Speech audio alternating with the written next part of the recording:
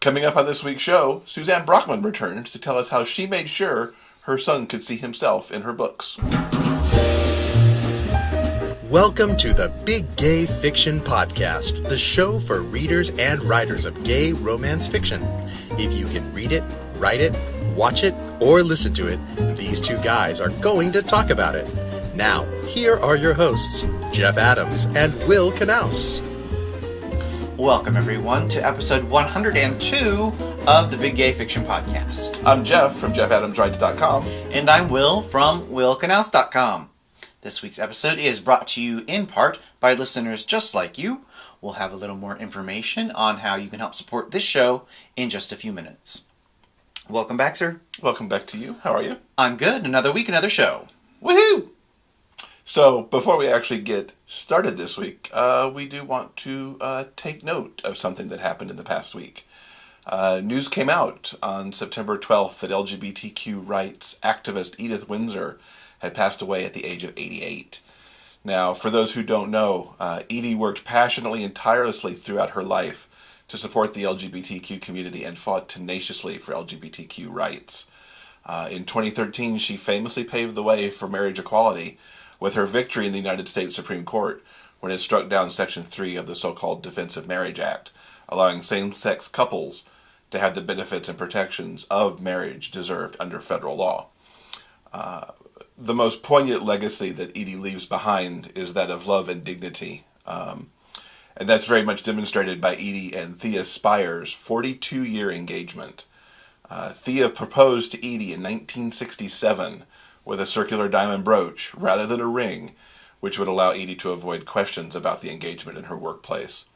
Edie and Thea were married in Toronto in May of 2007, and when Thea passed in 2009, it was the U.S. government's refusal to recognize their marriage after Thea's death that led to Edie's lawsuit and eventual victory in the United States versus Windsor on June 26, 2013. So we do thank Edie for her work in her life. And I think you just want to say that Edie was a remarkable woman, kind and strong, and the world is definitely a better place for having her in it. So thank you, Edie. We appreciate you. Now, I know you've been busy this past week. You are still in editing mode. Edit. I swear that's all I do is edit. Yeah, Wigger 2 is still in edits. I'm due to send that back on Monday. And mere seconds before we push the record button for this episode, Hockey Player's Heart dropped back into our inbox for another round of edits that we have to turn back by Friday. Good God. The editing will never stop. Nope, it never will end. We can never have books that align at the same time again. Never, ever, ever, ever. It's awful. Would you like to give congratulations to somebody? I certainly would. Congrats to Wax Apple Lover. She is the winner. She or he is the winner of the $100 Dream Spinner gift card that we gave out on our 100th episode. Mm-hmm. Thanks again to Dream Spinner for donating that as part of that very special episode. Yes, thank you, Dream Spinner. So now is the part of our show where we tell you all about the groovy things that Patreon does for us. Mm-hmm. In fact, just before we started recording this episode, we recorded the very special bonus episode for the month of September. Very special episode specifically for our Patreon members. Now, if you would like to help support the Big Gay Fiction Podcast with a monthly pledge through Patreon, we certainly encourage you to do so. You can do that by going to the website, patreon.com, and for as little as 25 cents an episode, your pledge helps pay for the costs of producing and distributing this podcast. And for those fans who pledge at the silver and gold levels, you'll have the exclusive opportunity to ask questions of our upcoming guests. Mm-hmm. And all patrons have the option to have a personalized thank you sent directly to them. By a good old snail mail. I know. Crazy. Getting mail in the mailbox. What? A card with a stamp on it and everything. Now, you can find out more on how you can help support this show. Just go to patreon.com/biggayfictionpodcast. It's patreon.com/biggayfictionpodcast.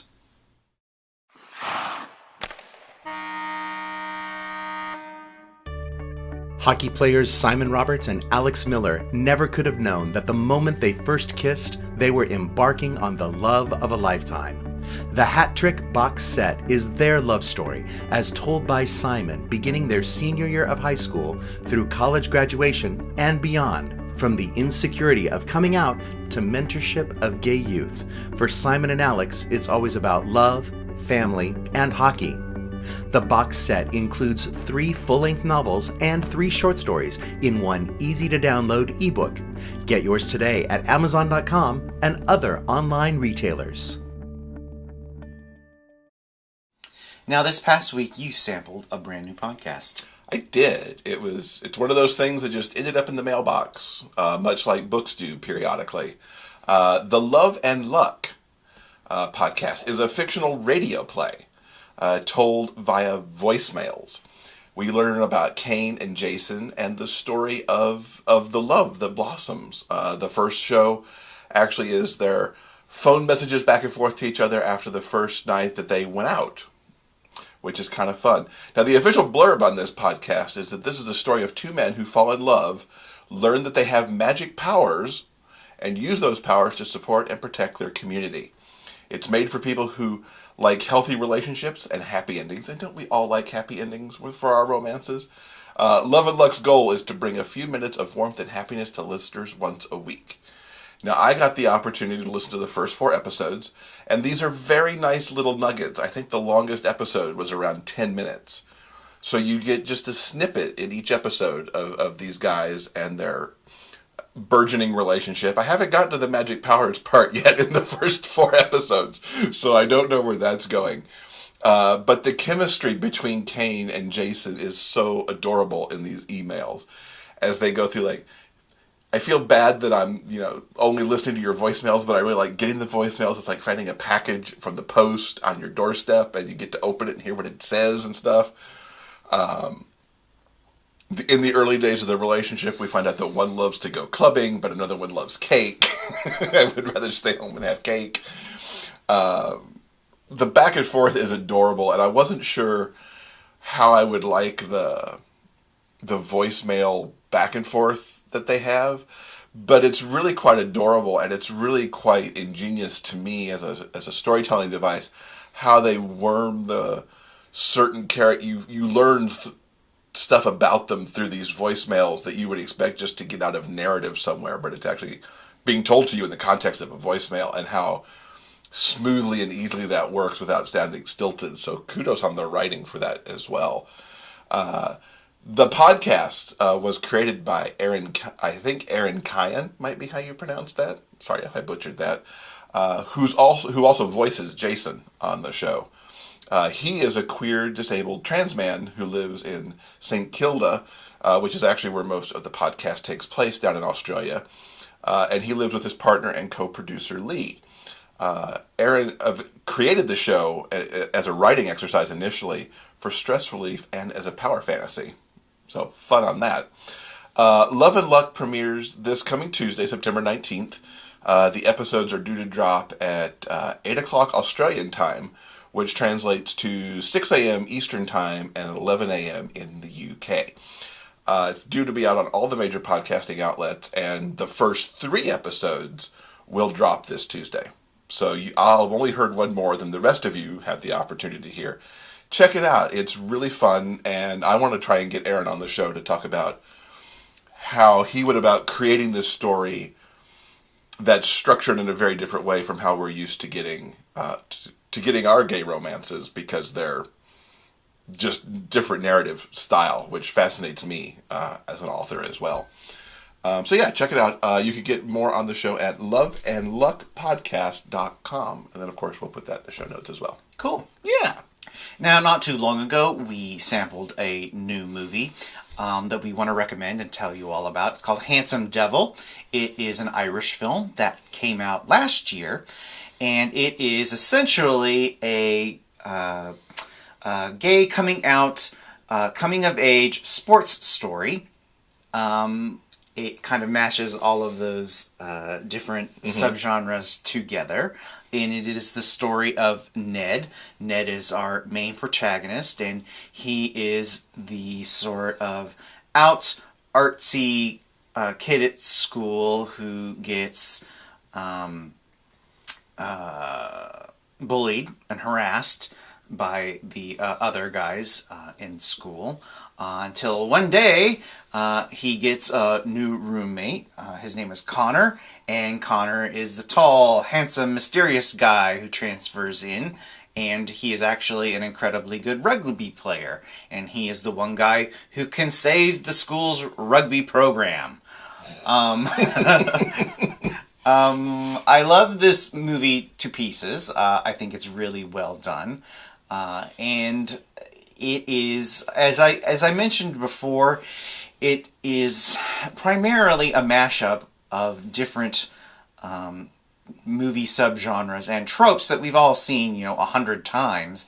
But I think what this movie excels at is kind of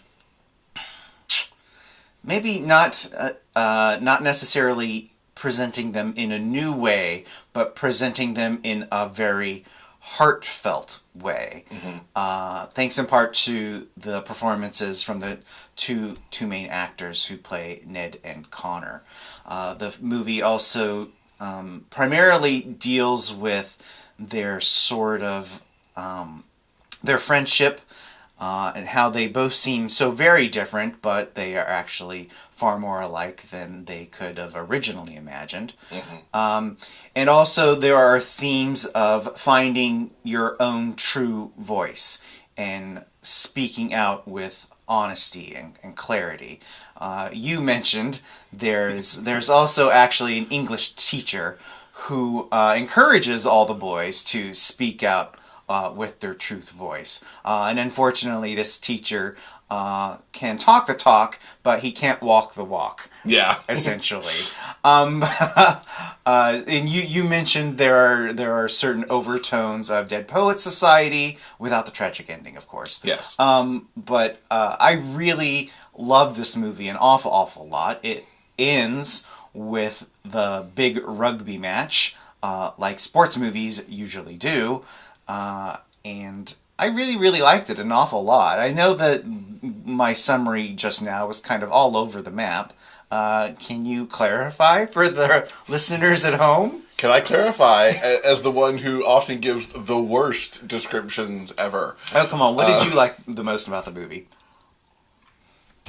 What didn't I like about the movie? Yeah, I mean it's really good. From the moment you meet Ned as he's being taken back to boarding school, you can't help but root for him and want him to succeed. And I really like how Ned owns himself. Yes, he does. He's never trying to shy away or hide the fact of who he is, even though he does not always use an authentic voice for very humorous reasons. I thought it felt very organic and genuine and not forced, which I liked a lot. Mm-hmm. I would have maybe liked a little more about Connor's backstory and what went down in his previous boarding school that led him to here. Like maybe a heart-to-heart with Ned at some point to discuss that. But it wasn't really that story. I really liked the Dead Poets Society overtones.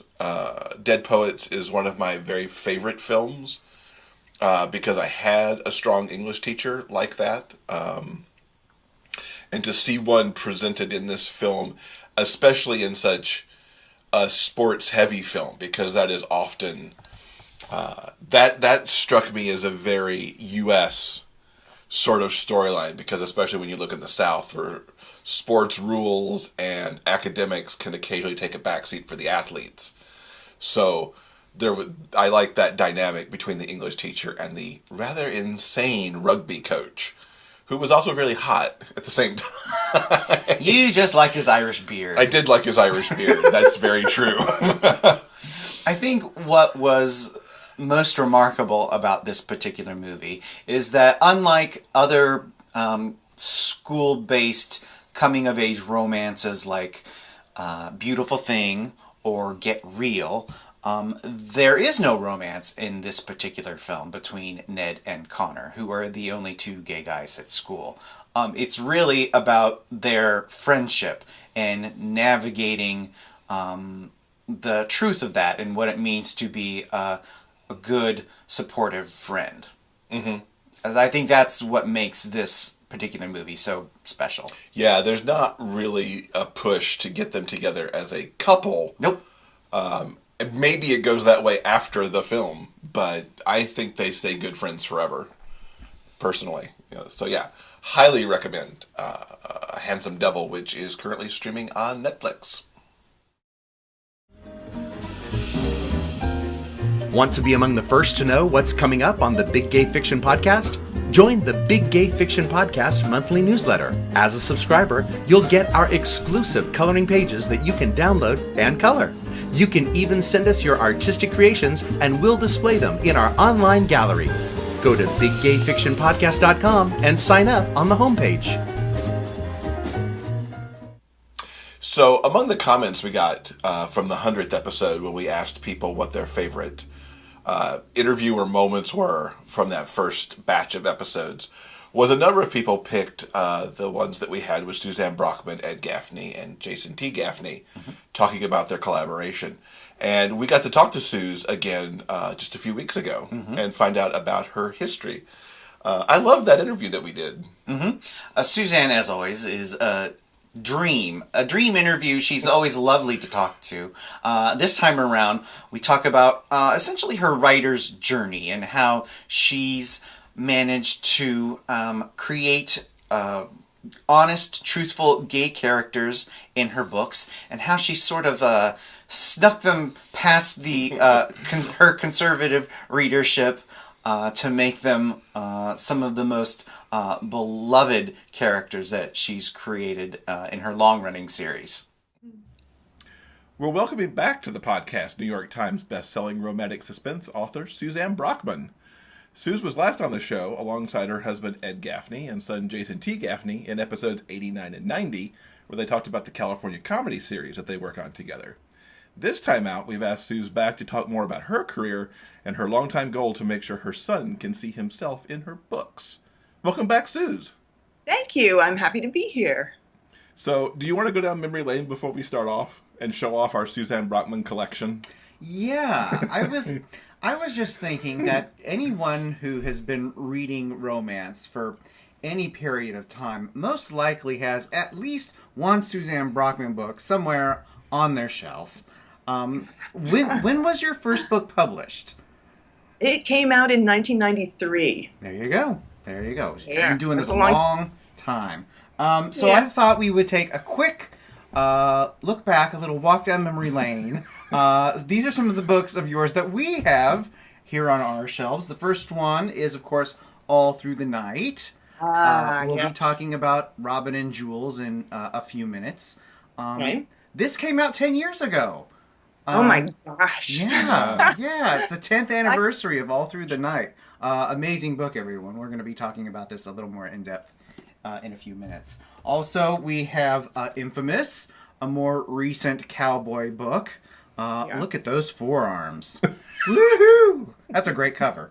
I have nothing to do with it, but thank you. Recently, Jeff and I were actually at a library book sale, and we picked up a few of your older titles. Oh. One of them was Silhouette Romantic Suspense, Undercover Princess. Oh, yeah. That actually won a Rita Award. It was part of a continuity series that, like, princesses were looking for their missing prince brother, and me with a bunch of other authors, and yeah. Amazing, yeah. It sounds really good. The last one I want to show, I think is a bit dubious. I'm sure the book is lovely. I've read the blurb and I can't wait to read it, but this cover really caught my eye. It is a love swept called The Kissing Game. Oh, yes. Now, for those of you on our video feed, you can see this cover. I'm going to try and describe it.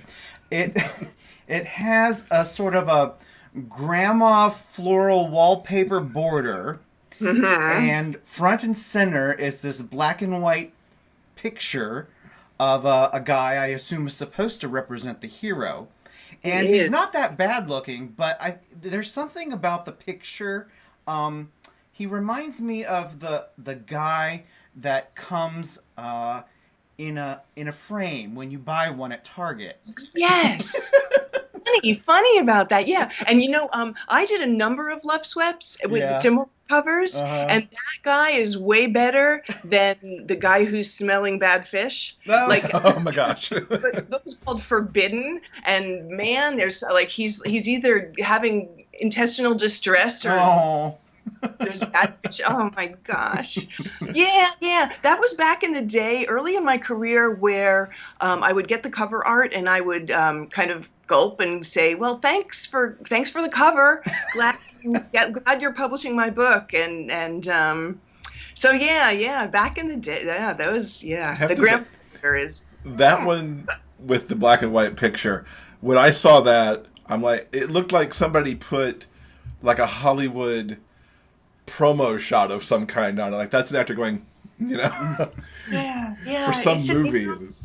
It was, I'm thinking that was probably late 90s. Mm-hmm. It's actually a rom-com that's really fun. I wrote this trilogy of rom-coms that are all set in this fictional island in Florida, and that little series is one of my favorite series. I'm trying to get the rights back so I can reissue them with. I mean, they've been reissued with different covers, but when romance covers just never you go. Never know. You never know. So you've been writing for a while. I wanted to ask, I'm not sure if we got to this in our previous interview, what has drawn you to romantic suspense? That's kind of your bread and butter, really, right? That's actually, it was really interesting. I did a workshop at RWA just last month. All about reinvention and how as a writer sometimes you dig within to reinvent yourself, and sometimes you are forced to reinvent yourself because of the way that the world is kind of hitting you. And I started my career thinking that I was a rom-com author. And I wrote a bunch of, probably about 10 romantic comedies. And in the course of writing 10 romantic comedies, I wrote maybe one or two, well, I certainly wrote at least one romantic suspense just to shake things up a little bit. And that is the book that Silhouette Intimate Moments bought first. And from that moment on, I was like, here, check out my rom-coms. And they rejected every single one of them. It wasn't until I sent in another romantic suspense that we had book 2. And I kind of went, gulp, I guess I'm a romantic suspense author. Yeah. Here we go. And so it's really, so I've been kind of, throughout my career, I have definitely brought elements of comedy into my books. In fact, I would call them, action adventure dramedies, if you really want to try to pigeonhole me into a kind of a subgenre. I really like group dynamics, and so I tend to write books about groups of people who have to solve a conflict together and how they go about that. And there's a lot of interpersonal actions and working with other people. And how do you do that? How do you get along with somebody to solve a problem if you don't quite like them, or if you like them too much, or So a lot of my books really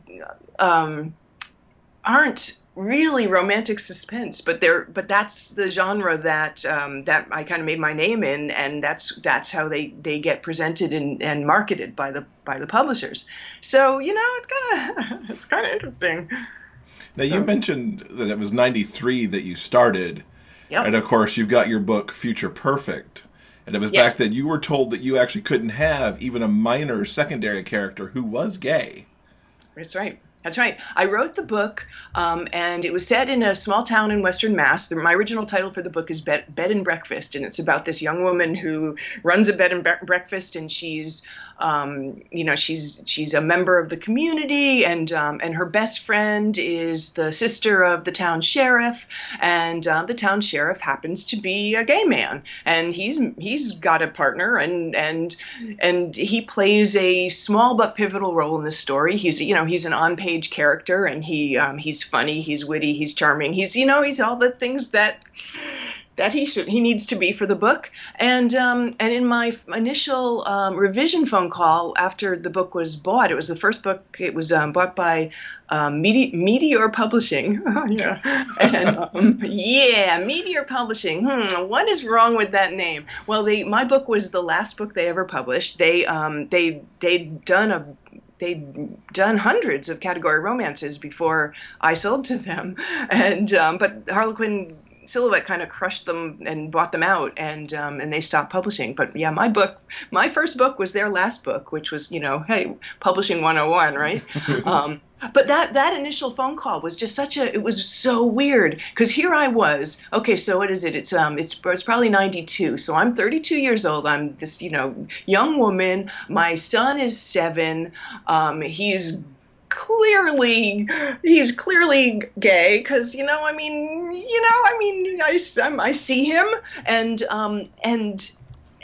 I'm thinking, why I can't have a gay character in a romance novel, and her response was that they would get angry letters, and I thought, that's not okay. I mean, it's not okay to not have characters to not write the book I want to write with the characters I want to write. But at that point, I was really very powerless. I went along with it. I bit my tongue and I changed the character. But it stayed with me. The idea that my son is growing up in a world where his presence isn't welcome as a secondary character in a funny little romance novel, like we got to do something about that. And I kind of approached my career from that point on as pushing the edge of the envelope and seeing, so that publisher doesn't want gay characters. I'm just going to keep having them show up, and I'm going to wait to be told to take them out, and there's going to come a point where I'm going to say no. Where I'm going to say that my line is what, I'll find another publisher who wants to publish my books and is willing to have them as I'm writing them with my realistic, diverse, and lovely world. And so my first book in the Tall, Dark, and Dangerous series, which was Prince Joe, was my first Navy SEAL series that I wrote for Silhouette Intimate Moments. The heroine has a brother who's gay, and he was not an on-page character. So she talks about him with the hero, and she loves him, and she's unconditional in her support of him, and that was okay. He got to stay in the book, and it was like, okay, so now what am I going to do? How am I going to push this a little bit further? So now at least we can mention that we have gay people in our lives that we love. Now, where do we go from here? And so I kind of just, every time I was writing a book, I tried to get a little more, I tried to push a little bit harder, and my mission statement applied to characters of color too. One of the first things that I noticed when I was first starting out writing romance in the early, so 1990 through 92, when I was just like kind of learning what was a romance novel for the 90s, what it was different from the books that my mother was reading in the 70s, and one of the things I noticed that besides the fact that the heroes often had names like Chance and Trey and and Rain and can't we have a hero named Joe? Like Joe's a really good name. But I noticed that everybody lived in Whitelandia, where they were straight, they were Christian, and they were white. And I thought, that's not the world I live in. I live in, I'm in the urban Boston area, and there's a lot of different people on my street, and I want to write a book about a guy named Joe and a guy named Hank and a guy named Irving and a guy, and a heroine named Jane, and have the world look like my world. And so I was always pushing to do that. And again, I got a lot of the sidekick was Asian in a book I wrote for Silhouette. It was they called it Love with a Proper Stranger, and the FBI hero had a sidekick, and he was Asian, and I got the message from the powers that be that said, well, if you need to change him because you won't be asked to write a sequel if he's Asian. I mean, they worded it. I mean, I think I'm probably not wording it. I mean, they were a little more careful in their wording. Make him more different. Make him a little bit different so that you can write the sequel. And and I was like, nope. And they did not want the sequel. And it was just so it was really So this was the '90s, and romance was pretty different back then. But it needed authors to push that envelope, to keep saying no, to say, you know what, I'm going to write a book with African American characters and main characters, and and at the time, that was something. I was driven a lot by my desire for Jason to grow up in a world that didn't prohibit him from existing in a romance novel. You finally got that in 2001 by the time he was a teenager.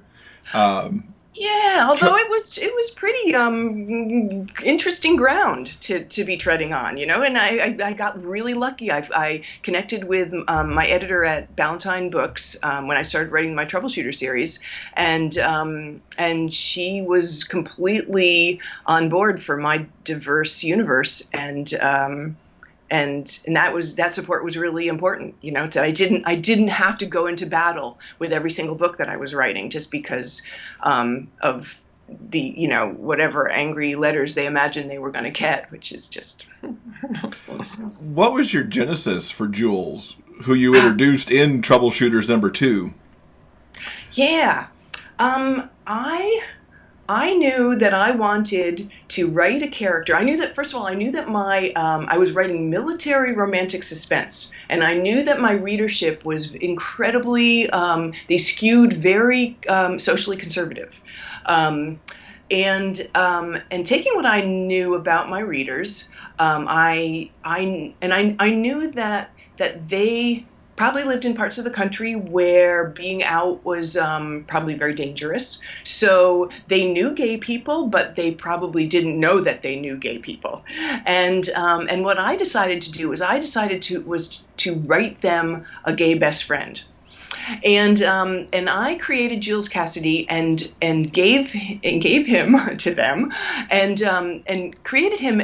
He walked onto the page as Alyssa Locke, one of my major secondary characters who had a story arc that went throughout the series. She was a woman of color, an FBI agent, a former Navy sharpshooter, and I planned out her romance with one of my kind of popular Navy SEAL characters, Sam Starrett. He's from Texas. He starts off the series kind of homophobic and ignorant, very ignorant, smart guy, but definitely ignorant. And so I gave Alyssa a partner in the FBI who was this really adorable, witty, gay man. So I basically followed the rules of witty gay sidekick, right? That's it was earlier in literature, gay people were the serial killers, so witty gay sidekick is a step up, right? I think we can all agree that. I mean, it's not perfect, but it included witty gay sidekick is of course asexual, so you get to be fabulous, and I mean, you guys know this, right? But don't have sex, but that's how I introduced Jules.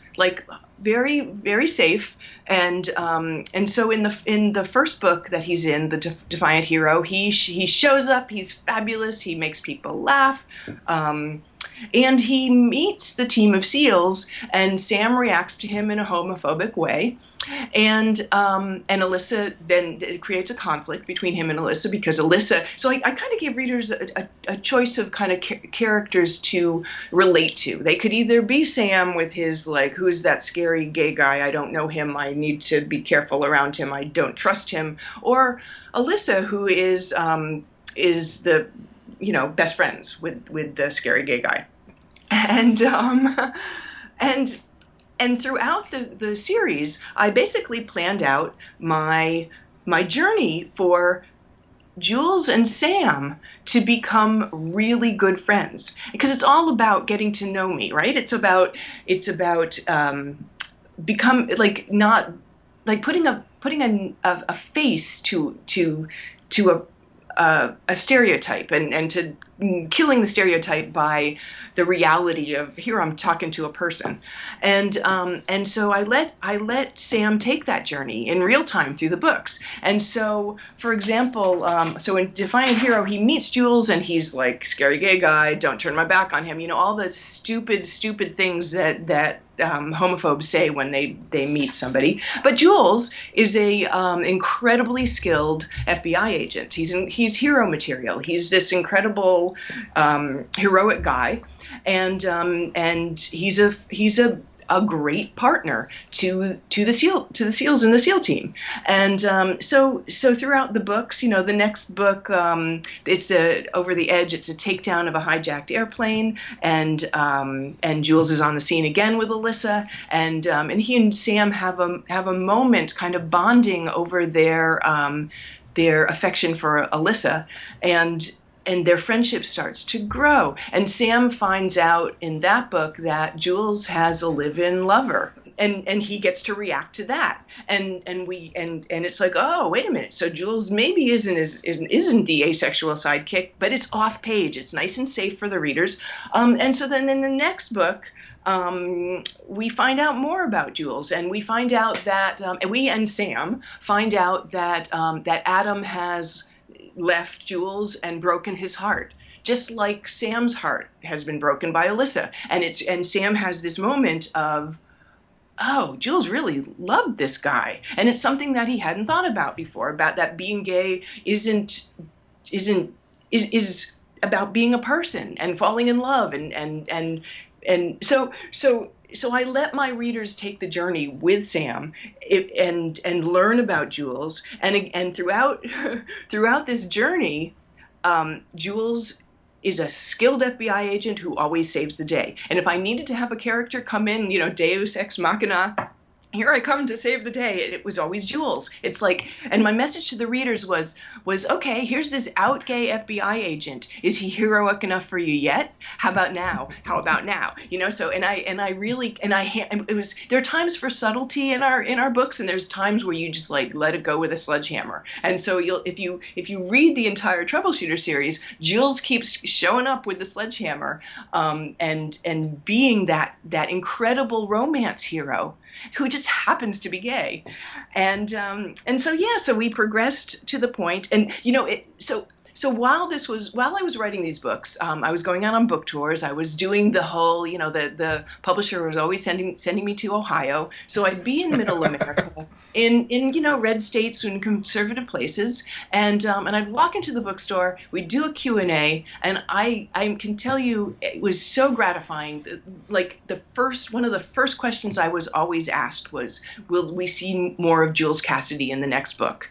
And readers love this character. It was just so gratifying to recognize that it was working, that I was giving readers this character to relate to on a way that maybe they hadn't stopped to think about before. And by the time that I wrote Jules's, I gave him a romantic connection with Robin, and it takes, there's a kiss in Hot Target, and we, when that came out, what year was that? That was like I want to say 2003 maybe. We honestly didn't know, because of the subplot in Hot Target, which is Jules meets Robin and they kiss and do things that people do when they're attracted to each other, and we didn't know if we would get reviewed by the major review sites, because because of this, and we were, which was really great. But we went into it knowing, we just don't know. We really don't know. And one of the things that I did when Hot Target came out was I was ready for, how all the publishers are always saying, we'll get angry letters. Yeah, you get one starred, you get angry letters. But I was ready for the letters of appreciation, the letters of affection to Jules, and I knew there'd be just literally thousands of emails that I'd be getting from readers who were so happy to see Jules finally get some action on the page of the book. And I collected them. I redacted the personal information from the people who sent them to me, and I put them into a collection that I printed out because I wanted the heft of this many pages. I mean, we're talking thousands of emails, and I wanted it to land on my publisher's desk. So I bound it. I went to Staples and did one of those bind back in the day, you're binding things, and I sent it to my publisher, to my editor, to a bunch of people over at Random House, and because I wanted it to land on their desk with a bang, to counter anything that they might be hearing from the screechy, shrill people who hate, and it was very effective. It really was, and it kind of kept going. But yeah, so my goal was to give these readers who were ignorant about what it meant to be gay. I wanted to give them Jules, and I wanted them to think about what was going to happen when Jules won his happily ever after in his book, and shouldn't he have the right to get married just like every other romance hero?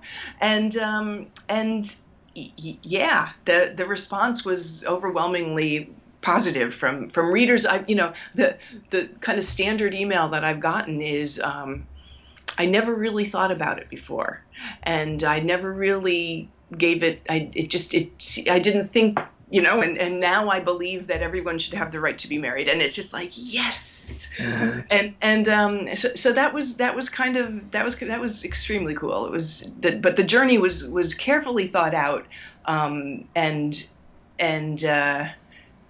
planned again, so that the world could be more welcoming for my son and for people that I loved.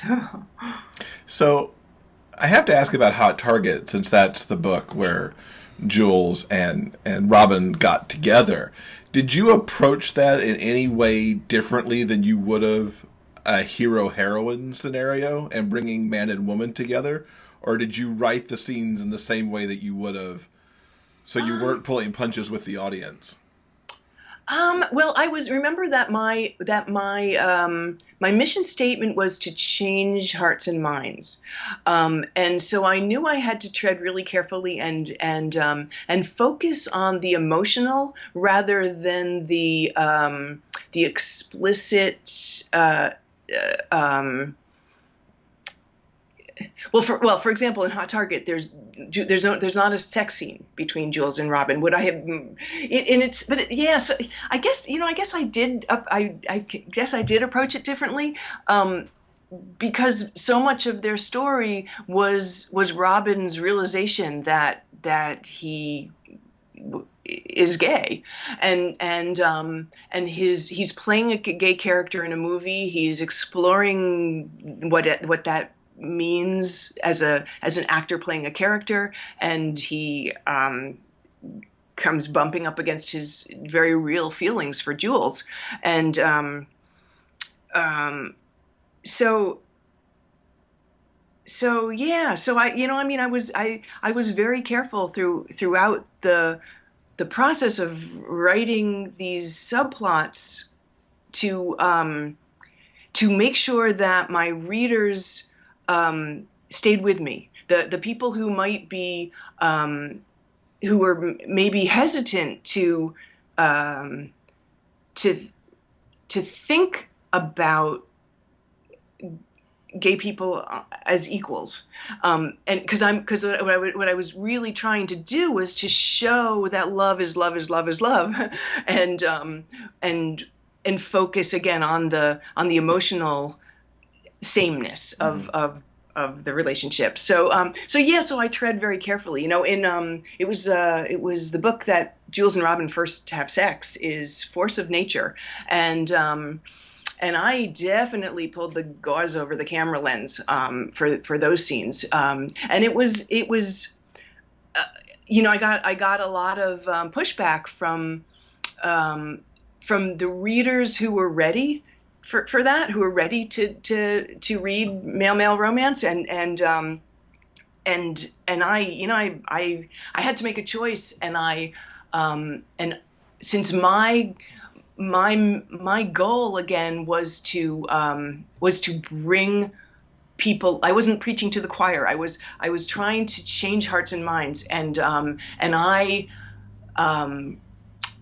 wish I could have written it the way I wanted to write it, but I really had to be careful because I didn't want to lose those readers, and I wanted them to finish the book and to think love is love is love, and then move on from there, hopefully to other books that had gay characters, so it was careful, and it was definitely a choice, and it was it's sad that I had to do it that way, but the world is really different now, and I feel pretty confident that doing what I did, I helped kick in the door. So. Mm-hmm. And you got them married in 2007 with All Through the Night that we showed earlier in the podcast, which, of course, in that book, as we talked about in the last show, earned a lot of money for the fight for marriage equality in Massachusetts. Yep, I gave my entire advance. Actually, the rights to the book belong to Mass Equality in perpetuity, and I was able to give them a 6-figure advance, and they used the money quite well. We were fighting really hard to keep marriage rights in Massachusetts at that point, and I wanted to. I think I wanted to write a book. Like, my publisher had been pressuring me for both a holiday book and a wedding book, and it was like, okay, well, here's a wedding that I really want to write about, and Robin and Jules got to get married, and it was lovely. 10 years ago, man, their 10-year anniversary is this year. That's exciting. I'll have to mark it in some way. It is the 10-year anniversary. What are Jules and Robin up to today? Oh man, I've done a number of short stories with them. I hope to bring them back in the Troubleshooter series. I'm kind of at a crossroads in terms of what I'm doing next with my career. I'm looking hard at indie publishing and kind of going out on my own. And I'd love to write a Jules and Robin mystery series. I think that could be really fun. Like little episodic adventures for them to go on, but I'm definitely not done with them as characters. So you'll definitely see more of them. I promise.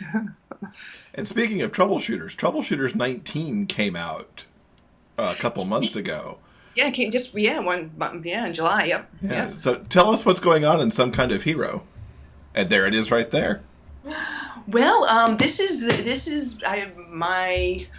it's a Navy SEAL hero, and my heroine is a romance novelist, which was really fun to write. I got to kind of explore what it means to be a writer in a way that I haven't before, And yeah, it's a story about family, about the families that we are born into and the families that we make by the people we keep around us, and yeah, it's one of these romps. It's an action adventure dramedy that I think is I feel it's one of the best things I've ever written. So it's been quite well received, and I'm happy about that. Nice. And we should mention, too, kind of going back to Future Perfect that we were talking about, you're going to re-release that and actually put it back together like you'd originally envisioned that sheriff. I am. I just got the rights. The rights just reverted to this book. I'm going to be putting out a reissue, and my town sheriff is going to be the town sheriff that I wrote in that original book. I'm not going to change a lot because again I just kind of closeted him in my when I made the change. I was a little bit. Well, I was certainly miffed about having to de-gay him, and I was like, well, okay, everyone will know. He's so yeah, but I am going to make him his true self again, and that's really exciting. So that'll probably come out in a couple months. I'll probably have that ready to go. But yeah, I'm psyched about that. Nice. It only took 25 years to get pulling back out of the closet. Thank God the world is different. Oh, please let the world keep being different.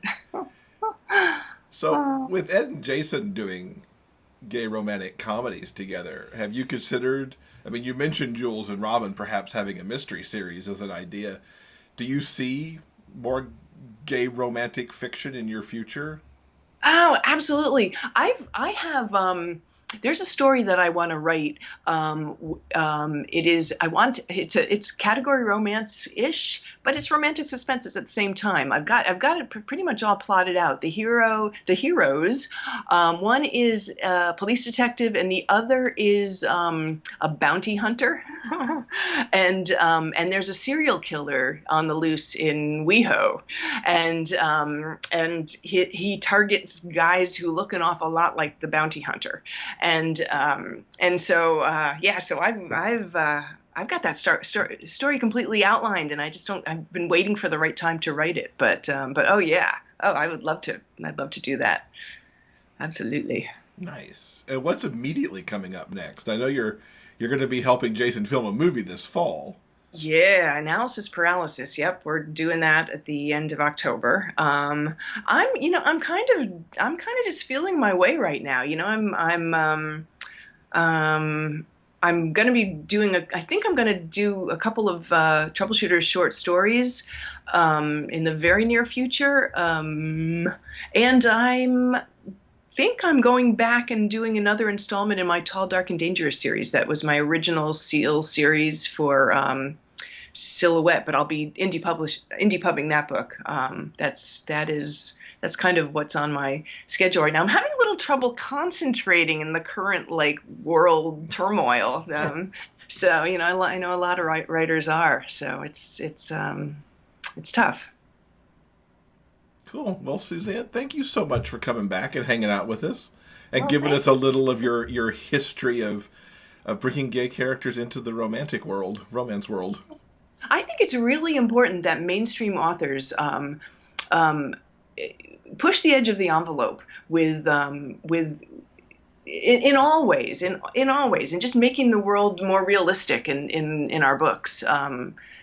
So I think it's really important to do that. So thank you for letting me talk about it. So thanks again to Suze for coming on and talking to us. Very much enjoyed that. She mentioned Analysis Paralysis, which is the movie they're shooting this fall. They have a Kickstarter up right now with lots of groovy things like the ability to have your name in the credits, to get autographed books, whether it's the California Comedy Series from Jason and Ed or Suzanne Brockmann books. There's opportunities to beta read. There was an opportunity to name a character in a book, but that got snapped up. Lickety-split. Now, they've already hit their goal, which they did in just a couple of days. Yeah, congratulations. Yeah, well done. But they are still taking on backers, and there's lots of groovy rewards, so give that a look. Yes. Go to Kickstarter.com. That's Analysis Paralysis. Yeah. And we'll have the direct link to it in the show notes, of course. Yes, check it out. So, that'll do it for this week. Yes, it will. Coming up next week in episode 103, Addison Albright is here as part of the 2017 GRL blog tour. Also, Lisa from the Novel Approach will talk about Banned Book Week. Yes, I look forward to her doing this. She was on the show talking about it last year. Mm-hmm. Great to have her back talking about the things that the Novel Approach blog will be doing for that very important week. Indeed. Yes. Now, guys, remember, no matter where life takes you, the journey will always be sweeter when you have a book. So until next time, guys, keep turning those pages and keep reading. For detailed show notes and the complete episode backlist, go to biggayfictionpodcast.com. New episodes are available every Monday on all major podcast distributors and YouTube. Thanks for listening. We'll see you next week.